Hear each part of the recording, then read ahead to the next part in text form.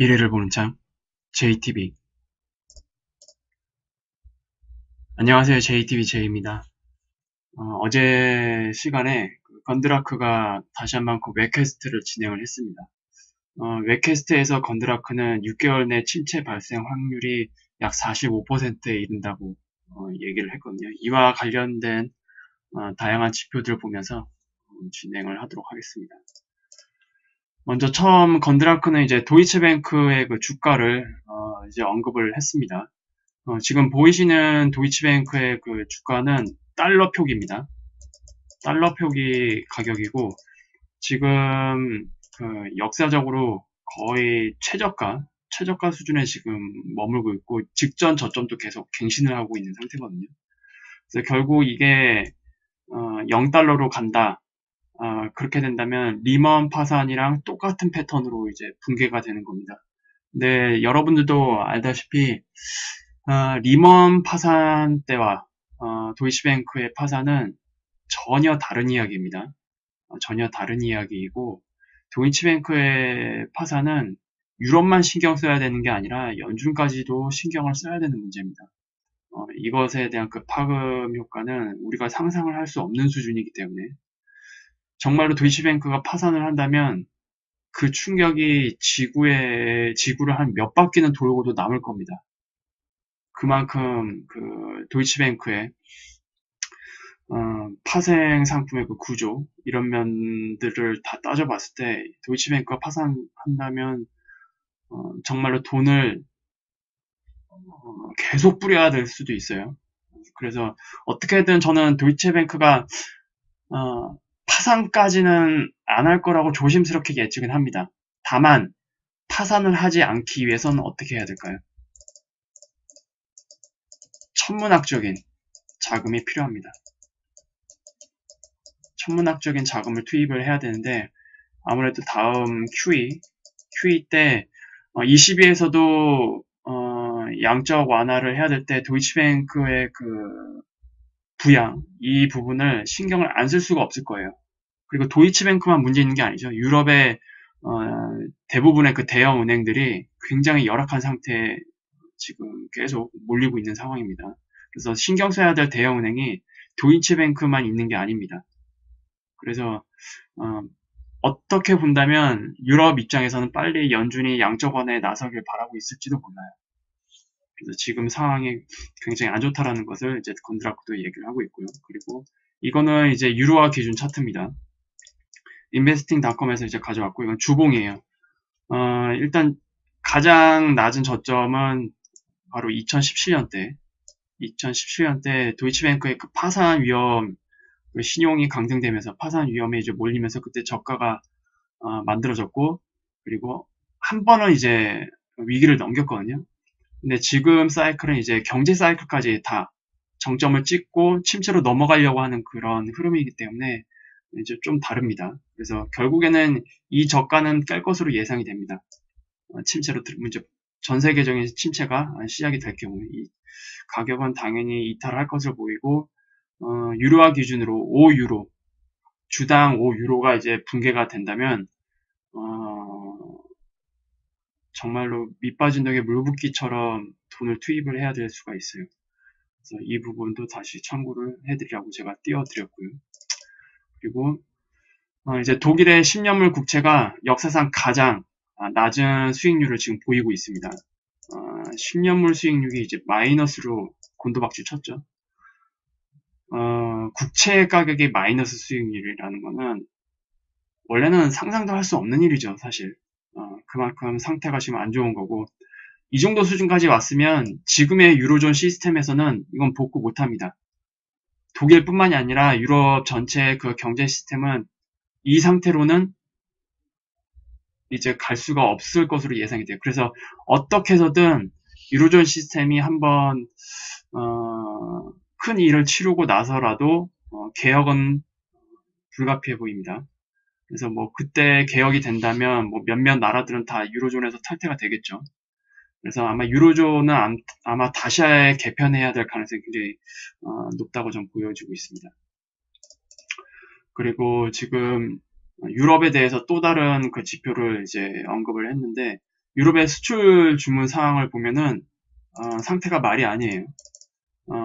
일단 기존의 2017년이 유럽뿐만이 아니라 전 세계적인 그 경제 지표, 특히 그 시티그룹에서 측정한 그 경기 지표가 최고조로 이르렀었거든요. 사실상 실질 경기, 그러니까 우리가 눈에 보이는 뭐 자산시장 이런 걸 빼고요. 실질 경기에서는 2017년이 탑입니다. 2017년에 이제 탑을 찍었고, 이제 2018년 초부터 이머징 마켓과 유럽이 이제 무너지기 시작했잖아요. 그때 당시 보면 독일이 최고가를 찍었습니다. PMI 지수가 이제 마켓 PMI 같은 경우는 최고가를 찍었는데 지금은 유럽 주요 국가에서 독일이 지금 가장 낮은 수치로 지금 떨어져 있는 상태예요. 거의 뭐 급하락을 했었죠. 급락을 했습니다. 지금 상태가. 그리고 지금 마켓 PMI가 거의 40을 붕괴를 시켰는데 40 붕괴는 침체입니다. 그냥 까놓고 얘기해서 그냥 침체예요. 침체로 들어가는 과정이다. 이것도 아니고요. 그냥 침체 상태입니다. 유럽의 지금 수출 상황을 보면 그렇게 이해를 하시면 돼요. 그러니까 지금 유럽의 상태가 얼마나 안 좋은지 단지 한두 군데만 손볼 때가 아니에요. 손볼 것이 한두 군데가 아닙니다. 유럽 같은 경우에는.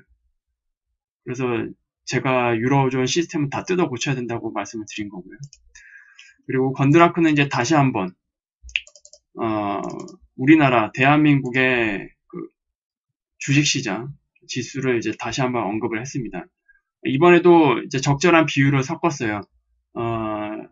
전 세계 경제 흐름에 있어서 한국 주식시장은 탄광의 카나리아 역할을 한다. 그러니까 전 세계 시장에 있어서 그런 여러 가지 그 징후들을 가장 먼저 캐치할 수 있는 시장이 바로 한국 시장이라는 겁니다.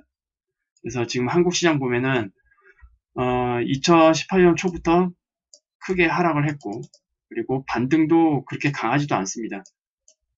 38.2% 정도 그 수준에서 이제 기본 반등만 한 거죠. 한마디로 기술적으로 기본 반등만 지금 해놓고 다시 크게 하락을 만들었어요. 그래서 지금 상황에서 아무리 좋게 보더라도 다시 이런 상태 N자 형태로 이렇게 올라가는 이런 것을 이제 예측을 할 수 있지만 지금 G20에서 어떤 결과가 나올지 그거에 따라서 우리나라 시장도 이제 많이 바뀔 거예요. 그렇다는 것은 우리나라 시장을 탄광의 카나리아라고 비유를 했기 때문에 전 세계 시장도 어떻게 될지 예측을 할 수가 있겠죠.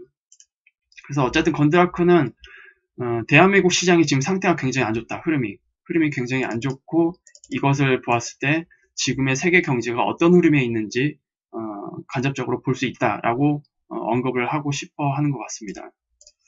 그리고 이제 미중 무역 전쟁 관련해서 이제 언급을 했는데 지금 이 보이시는 차트는 미국과 중국산 제품이 국제 무역에서 차지하는 그 비중을 나타낸 겁니다. 중국이 이제 2001년에 WTO에 가입을 하면서 본격적으로 국제 무역 시장에 뛰어들었어요. 그래서 그때부터 가파른 성장세를 이어나갔습니다. 그리고 이 시기가 아마 중국이 오랫동안 전략적으로 이 국제 무역 시장에 뛰어들기 위해서 인프라를 많이 구축했던 시기였을 겁니다. 이때가.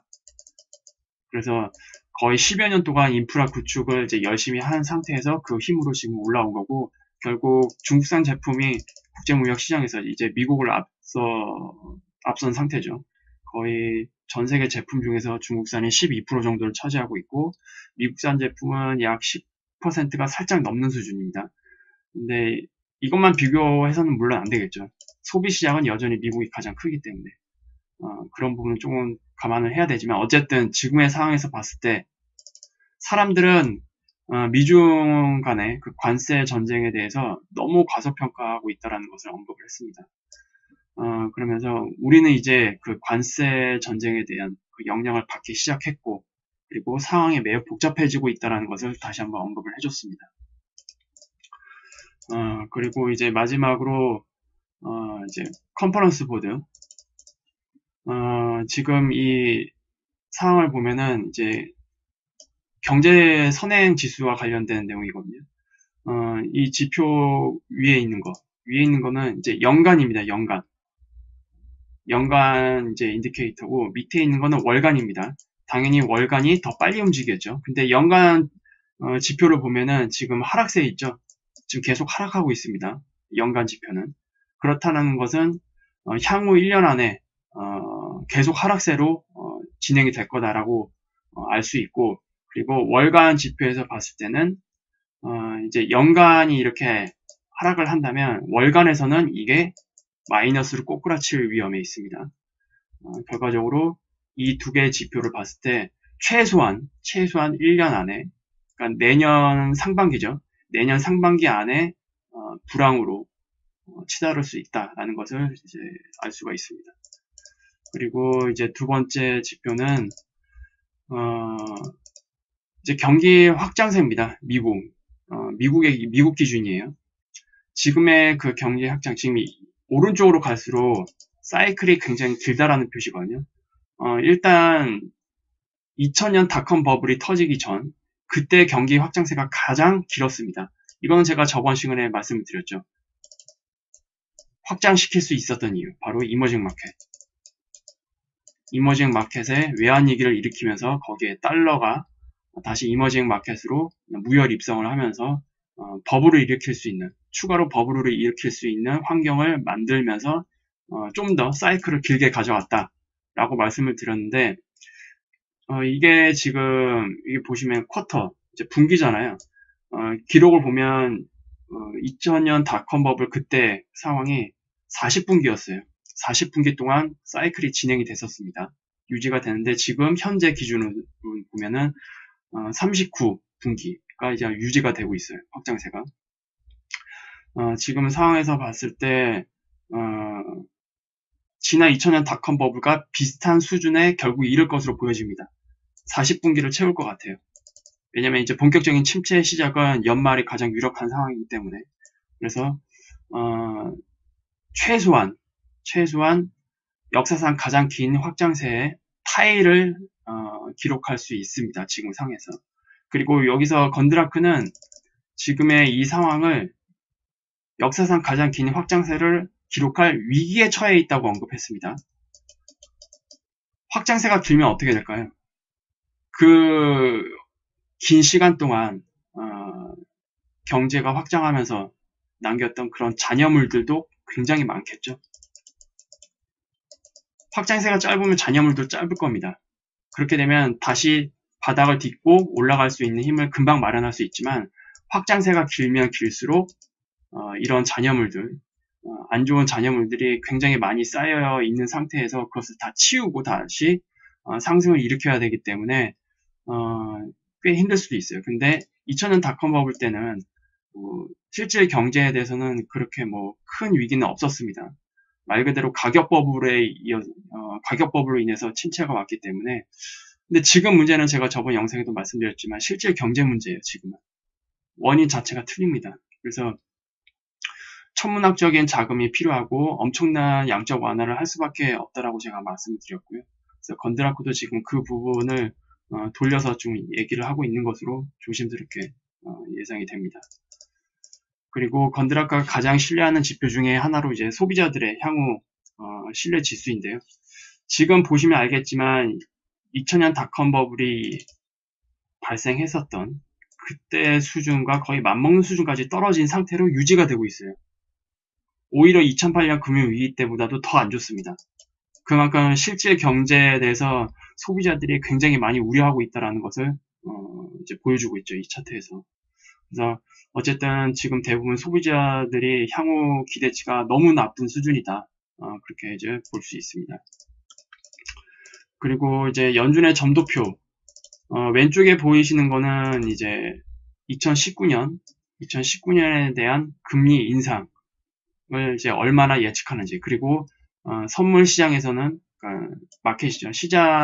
채권 시장에서는 어떻게 보고 있는지, 그것을 이제 비교한 건데, 일단 2019년에는 연준에서는 이제 동결을 예상을 하고 있습니다. 이제 이거는 마지막 FOMC를 이제 기준으로 한 것 같아요. 그래서 지금 연준에서는 2019년에 동결이 가장 유력하다. 마지막 지난 그 FOMC에서 그게 점도표가 나왔었죠. 하지만 시장은 어떻게 반응했죠? 동결이 무슨 말이냐. 니네 금리 인하 할 거다. 금리 인하 할 수밖에 없을 거다. 그렇게 예상을 했어요. 그리고 2020년에 점도표를 보면은 연준은 2020년에 금리 인상을 다시 할 것으로 예상을 해놨습니다. 2019년에 금리 동결하고 2020년에 금리 인상. 하지만 채권 시장 역시 무슨 말이냐. 니네 내년에도 금리 인하 할 거다. 그래서 결국 채권 시장 같은 경우에는 심하게는 2020년에 제로금리에 도달할 것으로 예측을 하고 있는 그런 부분도 있습니다. 그래서 어쨌든 연준은 항상 이상만 쫓죠. 절대로 나쁜 것을 예상하려고 하지 않습니다. 뭐 어떻게 보면 그들이 그렇게 해야만 하는 입장에 있기 때문에도 그럴 수 있어요. 왜냐하면 연준이 나쁘다고 하면은 시장은 더 격렬하게 반응해서 심하게 하락할 수가 있거든요. 그것을 방지하는 겁니다. 어떻게 보면. 그래서 연준이 뭐 예측이 틀렸다. 겉모습만 보면은 연준이 뭐 제대로 예측을 못한다. 진실을 말을 안 해준다라고 생각을 할 수도 있지만 거꾸로 얘기해서 그렇게 할 수밖에 없습니다. 제가 만약에 FOMC에 참여하는 연준 이사라고 해도 그렇게 말할 것 같아요. 괜찮다, 아직 괜찮다. 그래야 시장의 그 붕괴를 조금이라도 늦출 수가 있으니까 그거는 조금 좀 다른 방향으로 보는 게 나을 것 같습니다. 어쨌든 결과적으로 뭡니까? 결국 시장 대응, 경제 예상은 각자 도생이라는 얘기입니다. 언론이나 뭐 이런 FOMC에서 하는 이야기들을 고지고대로 믿어서는 안 된다라는 것을 저는 얘기를 하고 싶어요. 그리고 요거는 이제 지난 기준금리 인하 그 히스토리를 이제 체크를 한 건데 이제 중요 구간을 이제 체크를 한 거죠. 여기에 복잡했던 이런 이유는 제가 저번 영상에도 이미 말씀을 드렸습니다. 여기서 일단 가장 주목해 볼 부분은 바로 이쪽입니다. 일단 침체가 이때 있었죠. 이때 있었고 이때 있었습니다. 금리 인하가 이제 본격적으로 시작되는 시기. 근데 2000년 닷컴 버블과 2008년 금융위기 직전을 보면은 첫 번째 금리 인하가 0.5% 인하였어요. 둘 다. 지금 사람들은 0.5% 인하를 예상을 하고 있는데 제가 저번에 말씀드렸죠. 7월 달에 금리 인하를 하게 되면 0.25%가 될 것이고 만약에 7월 달에 금리 동결을 하고 9월 달에 첫 번째 인하를 하게 된다면 0.5%가 될 거다 라고 제가 말씀을 드렸습니다. 그래서 결과적으로 건드라크는 이 표를 이제 제시를 하면서 건드라크도 그렇게 똑같이 예상을 하고 있었습니다. 그래서 조금 이제 정리를 해보면 건드라크는 최근 변화되고 있는 상황들을 체크하면서 경기 침체 확률을 수정을 했어요. 결국. 그래서 향후 6개월 안으로 침체로 갈 확률은 40에서 최대 46% 이렇게 수정을 했고요. 그리고 2020년에 침체가 발생할 확률은 65%도 수정을 했는데 65%라는 수치는 굉장히 높은 수치입니다. 사실상 거의 100%라고 보는 겁니다. 저번에 그 경기 모델을 소개를 해드렸죠. 그 뉴욕 연준의 그 경기 모델 그리고 그 외에 뭐 구겐하임 경기 모델 대부분 경기 모델에서 침체 확률이 40%가 넘어가면 100%로 침체가 발생을 하는 구간에 들어갑니다. 그래서 여기서 지금 건드라크가 65%라고 이제 예측을 해놓은 건 2020년에는 최소한 100%에 근접한 매우 높은 확률로 침체 들어갈 거다라고 예상을 한다고 그렇게 이해를 하시면 되겠습니다. 그리고 연준의 점도표에 대해서도 이제 간단히 언급을 했는데 그들이 점도표를 가지고 앞으로 무엇을 할지는 상상을 할 수도 없다. 그러면서 점도표를 수정하지 않는다면 매우 이상할 거다라고 예상을 했는데 저도 제가 말씀드렸죠. 6월 FOMC에서 최소한 점도표를 수정을 해야 될 거다. 연준이. 그래서 건드라크도 지금 그렇게 얘기를 하고 있는 겁니다. 그리고 2020년에 이제 금리 인상을 해야 한다고 이제 예측을 해놨잖아요. 마지막 FOMC에서. 그래서 이것을 믿기 어렵다라고 지적을 했는데 아마 수정될 거예요. 이것까지 수정 안 한다면 정말 연준은 생각이 없는 겁니다. 오히려 시장의 신뢰를 떨어뜨리는 그런 일이 될 수도 있어요.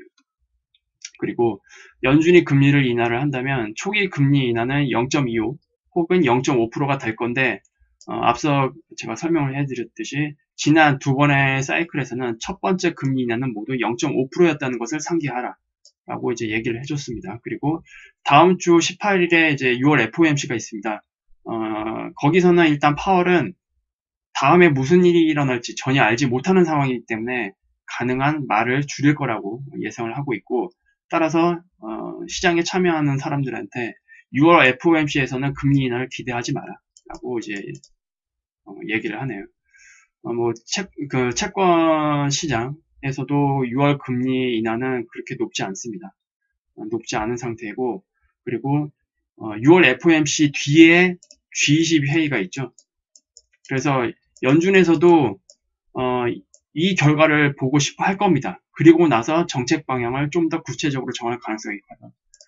그래서 이제 6월 FOMC에서 해야 될 이야기를 사실상 6월 4일날 시카고 공개 스피치에서 다 얘기를 해놨기 때문에 6월 FOMC는 뭐 그렇게 볼 건 없어요.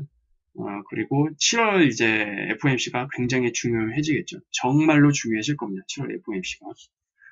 그리고 건드라크는 이런 통계를 이제 감안을 해서 9월에 0.5% 금리 인하를 예상을 했습니다. 근데 만약에 연준에서 7월에 금리 인상을 하게 되면 9월에 0.5% 인하할지 말지는 또 다시 그때 가봐야만 알 것 같아요.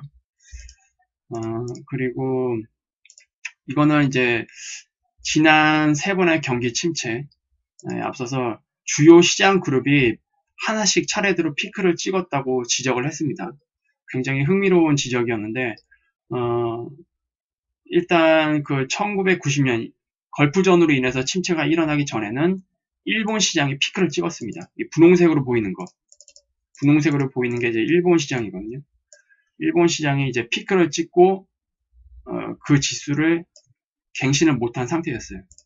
사실상 그때 일본이 피크를 찍고 주식시장은 뭐 계속 횡보세를 만들고 있는데, 아마 이 지수도 이번 침체 이후에 전 세계적인 엄청난 규모의 양적 완화가 시작이 되면 이거 돌파하겠죠. 뭐 그렇게 보고 있습니다. 근데 그 돌파가 건강한 돌파가 아닙니다. 그냥 머니 프린팅의 힘으로 이제 할 거기 때문에 뭐 마지막을 향해 달려간다고 보시면 될 것 같아요. 그리고 두 번째 침체는 이제 유로가 피크를 찍었습니다. 유로가 이제 2000년 닷컴 버블 그 사이클에서 피크를 찍고 나서 그 고점을 넘기지 못하고 있어요. 지금 연두색으로 보이는 거, 연두색으로 보이는 게 지금 유로 쪽이거든요. 그때 피크를 찍고 그 고점을 갱신하지 못한 상태에서, 그리고 유로존 같은 경우에는 2007년, 2008년 금융위기 직전이죠. 2007년에 사실상 성장이 다 끝났습니다. 실제 경제에 대한 성장은 다 끝나고 그 이후부터 계속 결결거리고 있죠. 그리고 뭐 마이너스 금리까지 써가면서 버티고 있지만 뭐 대대적인 수술이 아닌 이상 유로존 시스템은 계속 이 상태를 유지할 수는 없을 것 같아요. 하지만 유로존도 역시 이번에 본격적인 양적 완화가 시작이 되면 이거 하락 추세를 돌파할 겁니다. 그리고 이제 2008년 금융위기 그때는 이거는 이제 이머징 마켓의 종합 지수입니다. 그러니까 우리나라뿐만이 아니라 이머징 국가에 포함된 모든 나라의 주가 지수를 이제 종합해서 이제 만든 건데, 이 지수가 2008년 금융위기 직전에 탑을 찍고 아직 그 수치를 못 넘었어요. 그때 탑을 찍고 그리고 지금 다음 양적 완화가 이제 본격적으로 시작이 되면 이 지수도 결국 뚫을 것으로 예상이 됩니다. 그리고 지금 시장에서는 이제 미국이 최고조에 이르고 있는데, 설명해 보시면 처음에는 일본이 피크를 찍었고 그 다음에는 유럽이 피크를 찍었고 그 다음에는 이머징 마켓이 피크를 찍었다. 자, 이제는 미국 차례인가? 라고 반문을 했습니다. 굉장히 이건 뭐 꼭 이렇게 된다가 아니고 어쨌든 관찰을 해보니까 이러한 현상이 있었더라, 건드라크가. 그래서 흥미로운 관점의 하나로 언급을 한 것 같습니다. 그래서 이 부분을 이제 소개를 해드렸고, 결과적으로 이번에 하락을 하게 되면 모든 지수가 다 고점 갱신을 할 겁니다. 엄청난 양적 완화가 투입되면서 이제 마지막을 향해, 이번 시스템의 마지막을 향해서 이제 달려갈 겁니다. 저는 그렇게 보고 있어요. 그리고 이제 마지막 차트입니다.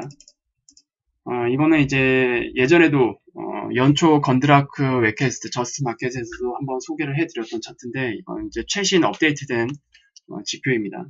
미국 10년물의 금리 흐름, 미국 10년물의 국채 금리 흐름과 그리고 구리와 골드 비율이 이제 동조하면서 이제 움직이고 있다는 것을 말씀을 드리는 거고요.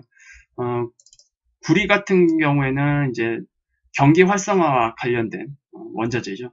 그래서 경기 활성화 될수록 구리가 더 많이 사용되고 그렇기 때문에 가격도 높아집니다. 근데 반대로 골드 같은 경우에는 이제 안전자산의 하나로 치부가 되고 있습니다. 그래서 어쨌든 구리와 골드 값이 가만히 있다고 해도 구리 값이 하락을 한다면 이 값은 하방으로 내려오겠죠. 그 뜻은 경제가 안 좋다라는 얘기를 이제 예상을 할 수 있는 그런 부분입니다. 그래서 어쨌든 국채도 금융시장에서는 안전자산이고 골드도 안전자산이고 그런데 이런 안전자산으로 자금이 몰릴 때 보통 경기가 굉장히 안 좋기 때문에 구리 같은 경우에도 가격이 떨어지죠. 그래서 지금 현재 그 흐름을 보면은 둘 다 하방으로 지금 꼬꾸라지고 있죠. 그것을 이제 나타낸 겁니다.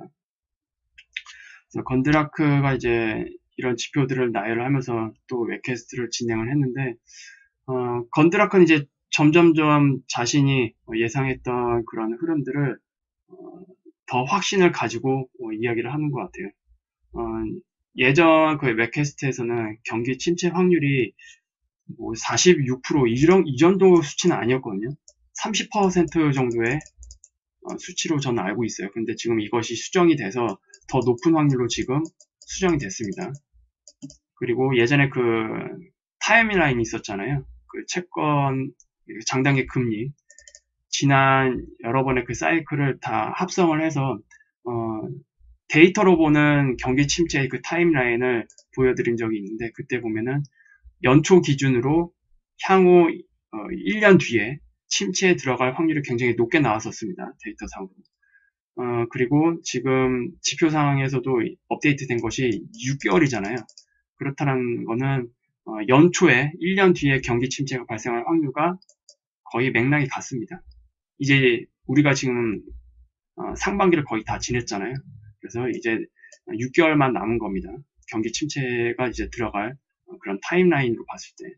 그래서 지표상으로는 지금 이렇게 보고 있다. 그래서 건드라크가 확률을 점점 높이고 있는 것 같습니다. 그리고 오늘 이제 금요일이기 때문에 시장을 한번 볼게요. 먼저 우리나라 시장부터 보겠습니다. 일단 선물 시장을 볼게요. 선물 시장 같은 경우에는 지금 최근 그 반등 구조를 보면은 어쨌든 여기서 내려오는 그런 반등이 아니라 전체 직전 반등 고점에서 내려오는 전체 하락에 대한 반등 파동이 지금 나오는 것으로 지금 보여지고 있습니다. 그래서 일단 1차적으로 38.2% 라인 부분에서 이제 저항을 맞고 조정을 맞는 모습인데 분봉상에서 보면은 이대로 꺾일 것 같진 않고요. 대체적으로 뭐 이런 형태로 가든지 아니면 이것이 더블 지그재그 형태로 나오면서 다시 한번 그릴게요. 여기서 더블 지그재그 형태로 나오면서 이런 식으로 276 정도까지 가든지. 그래서 이것도 저번에 말씀드렸듯이 일단 반등 차원에서 본다면 276이나 280 근처까지 갈 것으로 예상을 합니다. 그리고 만약에 반등이 정말로 강하다. 뭐 일단 저는 이것을 메인 카운트로 보고 있습니다. 메인 카운트로 보고 있고 정말로 반등이 강하게 나온다면 이 반등 파동을 만들 가능성이 있겠죠. 근데 이 확률은 지금 상황에서 그렇게 높게 보고 있지 않습니다. 이거는 뭐 메인 카운트라기보다는 세컨드 카운트 정도라고 보시면 돼요. 그래서 이건 뭐 이렇게 될지 안 될지는 모르겠지만 어쨌든 지금 상황에서는 반등이 추가적으로 이어질 거다라고 이제 단기적으로만 그렇게 보시면 될 것 같습니다. 그리고 지금 나오는 이 조정세가 이렇게 내려올 수도 있어요. 여기까지 내려올 수도 있겠지만 어쨌든 이 고점 직전에 나왔던 반등 고점은 갱신을 할 것으로 예상을 하고 있습니다. 그리고 원달러 환율 차트를 볼게요. 원달러 환율 차트를 보면 지금 1180원에서 계속 지지를 받고 있는 모습이 보여지고 있거든요. 그리고 여기서 보이는 작게 그 N자 파동을 만들면서 3파동으로 지금 조정 장세가 있고, 여기서 저점을 더 이상 무너뜨리지 않고 있습니다. 그리고 1차적으로 만들었던 이 저점을 다시 훼손을 하면서 오버랩이 발생을 했거든요. 그렇다는 얘기는 이 환율에 대한 이 조정이 급격하게 큰 조정으로 이어질 가능성은 굉장히 낮다라는 뜻을 내포를 하고 있습니다. 그래서 지금의 그 조정이 뭐 아무리 많이 내려와도 지금 상태에서는 제가 1171원 정도까지만 보고 있습니다. 물론 여기서 이걸 뭐 거꾸로 계산을 해보면 굉장히 확률이 낮게 23.6%까지만 조정을 하는 경우도 있다고 말씀드렸잖아요. 근데 이건 일단 훼손을 하긴 했는데 아직 여기를 강하게 무너뜨리고 있는 모습은 아닙니다. 그래서 당분간 우리나라 원달러 환율은 이 수준에서 머물 가능성이 굉장히 높아 보여요. 아마 G20 때 좀 결정이 되지 않을까, 이 부분도 그렇게 예상을 하고, 그리고 우리나라도 그러면 금리 인하를 하겠죠. 하반기 8월 달에 연준에서. 그래서 7월 달에 금리 인하를 하는지 안 하는지 지켜보자고 했고, 그리고 7월 달에 금리 인하 근거는 G20에서 한번 찾아보자 라고 말씀을 드렸습니다. 그리고 이제 미국 시장과 금 선물 시장을 볼게요. 미국 시장 같은 경우에는 제가 지난번에 말씀드렸던 이 중요한 이 고점 있잖아요. 요것을 훼손을 시켰습니다. 그래서 밑으로 그대로 쭉 빠지는 하락포동은 아니고 여기서 고점을 갱신할 수도 있다고 말씀을 드렸죠. 이 가능성도 있고, 그리고 이것이 이런 형태로 불규칙 파동, 불규칙 플랫 파동으로 이렇게 나올 수도 있습니다. 이거는 일단 계속 시장을 지켜보면서 이제 대응을 해보는 수밖에 없어요. 어쨌든 여기서 짧게 3파도 형태로 마무리 짓고 이 고점을 훼손을 시켰기 때문에 지금 미국 시장 기준에서는 이 고점도 갱신할 수 있는 가능성은 충분히 열려있다 라고 보시면 되겠고, 지금도 당분 왼쪽으로 지금 오른쪽으로 좀 횡보하는 모습을 보이고 있는데, 급격하게 올라온 이 반등 각도에 대비해서 지금 조정 각도가 굉장히 약하죠. 그러면 올라갈 수 있는 힘이 굉장히 강하다는 뜻입니다. 그래서 지금 상태로 보면은 뭐 이렇게 플랫 파동으로, 불규칙 플랫 파동으로 이렇게도 볼 수 있지만, 335 형태로 이렇게도 볼 수 있지만, 어쨌든 고점 갱신 확률도 충분히 열어놔야 된다. 그래서 미국 시장을 계속 잘 지켜봐야 될 것 같습니다. 지금 상황에서. 그리고 마지막으로 금 선물 시장. 금 선물 시장이 이제 드디어 제가 이전에 말씀드렸던 이 중요한 하락 추세 구간 있잖아요. 바닥에서 올라왔던 첫 번째 상승 파동을 끝내고 이렇게 길게 조정 파동을 마무리 지었다고 말씀을 드렸고, 그리고 이것이 만약에 삼각 파동, 그러니까 트라이앵글 조정으로 진행이 된다면 여기서 한 번 더 이렇게 바닥을 다질 수는 있습니다. 그러면 이런 움직임이 나오겠죠. 근데 이것을 확인하려면 이 고점을 명확하게 뚫어줘야 되고, 1차적으로는 이 수렴 추세, 이 하락 수렴 추세를 돌파를 해야 된다라고 말씀을 드렸습니다. 근데 지금 결국 지금 시간 기준으로 거기를 터치를 했어요. 터치를 하고 아직 윗꼬리가 많이 안 달리는 모습이거든요. 그러면 이것을 오늘 밤에 돌파할 수도 있을 것 같습니다. 그래서 결과적으로 1차적으로는 만약에 이것을 돌파를 하게 된다면, 좀 주봉으로 볼게요. 돌파를 하게 된다면 이 파동, 1차로 올랐던 이 고점을 갱신할지 말지 이것을 좀 봐야 될 것 같습니다. 어쨌든 단기적으로 굉장히 급격한 상승을 만들어냈기 때문에 이것을 돌파하더라도 그대로 쭉 간다? 이렇게는 예상이 안 되고요. 이렇게 돌파를 만약에 했다면 여기서 지지하는 게 또 중요합니다. 지지하는 흐름을 반드시 만들어야 돼요. 안 그러면 밑으로 또 빠집니다. 그래서 돌파를 했으면 그 자리를 지지를 하는 모습을 보여줘야 된다라고 말씀을 드릴 테니까 그 부분을 살펴보면서 시장을 지켜보시면 될 것 같습니다. 그리고 제가 한 가지 더 말씀을 드릴 게 있어요.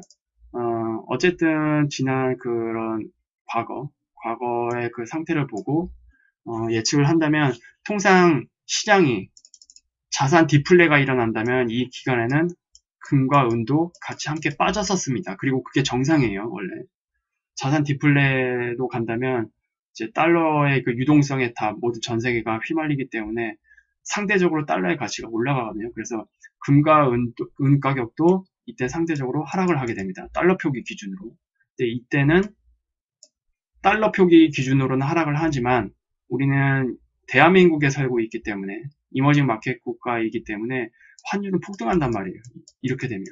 그래서 금과 은 가격이 원화 기준으로는 그렇게 크게 빠지지 않을 가능성이 있고 오히려 가격이 오를 가능성도 있다. 그래서 그런 여러 가지 변수를 감안을 했을 때 분할 매수가 답이다라고 말씀드렸습니다. 이때 그 디플레, 자산 디플레가 일어날 때 금과 은이 하락하니까 이때 사면 되는 거 아니냐고 물어보시는 분들이 종종 나오고 있어요. 공개적인 댓글뿐만이 아니라 뭐 제 메일로도 개인 메일로도 그렇게 물어보시는 분들이 많습니다. 하지만 어쨌든 이런 환율 변수도 있고요. 그리고 또 하나 변수를 말씀을 드릴게요. 어쨌든 금과 은 시장, 이 시장 자체를 누가 움직이나요? 우리 같은 일반 개인이 움직이나요? 아니죠. 메이저가 움직입니다. 메이저. 큰 손들이 이 시장도 움직인단 말이에요. 그러면 큰 손들 입장에서 지금에 다가오는 그 위기가 과거 침체 유형과는 전혀 다르다라고 판단을 하면 어떻게 될까요? 이런 현상이 안 나올 수도 있습니다. 이런 현상이 안 나올 수도 있어요. 침체 기간에 오히려 상승할 수도 있습니다. 이 시스템에 대해서 궁극적으로 고민을 하고 지금에 다가오는 문제가 향후 어떤 문제를 일으킬지 그런 것을 큰 손들도 당연히 알고 있겠죠. 당연히 알고 있을 거라고 생각을 합니다. 금융 엘리트들은. 그래서 오랜 기간 동안 JP모건도 그렇게 매집을 해왔던 거고 그리고 JP모건이 은만 매집한 게 아닙니다. 금도 매집했습니다. 상대적으로 은시장이 작기 때문에 은시장에 대한 매집이 굉장히 커 보이는 것 뿐이에요. 금도 같이 매집을 했어요. 그렇다면 이번 침체로 들어가게 되면 자산시장에 디플레가 나올 때 금과 은도 하락할 것이다. 물론 그럴 수도 있겠지만 이번에는 아닐 수도 있다라는 변수를 같이 머릿속에 넣어야 됩니다. 그래서 결과적으로는 또 얘기를 드리는 거지만 분할 매수를 해야만 시장이 어떻게 변화든지 간에 다 대응을 할 수가 있습니다. 분할 매수가 그래서 일반 사람들에게는 가장 좋은 전략이에요. 시장에 대응을 할 수 있는 가장 좋은 수단이기 때문에 그래서 이 부분을 또 다시 한번 말씀을 드릴게요. 그래서 오늘도 이렇게 마무리 짓겠습니다. 건드라크의 그 웹캐스트 소개와 시장 분석을 통해서 좀 정리를 해드렸고요. 지금 다음 주죠. 다음 주에 이제 6월 FOMC가 있지만 뭐 크게 볼거리는 없을 거라고 예상을 합니다. 이제 G20에 주목을 하면 돼요, 우리는. 그렇게 말씀을 드리면서 오늘도 이 시간을 마무리하도록 하겠습니다. 유익한 영상이 되셨다면 구독, 알람, 좋아요 부탁드리고요. 즐거운 주말 되시기 바랍니다. 감사합니다.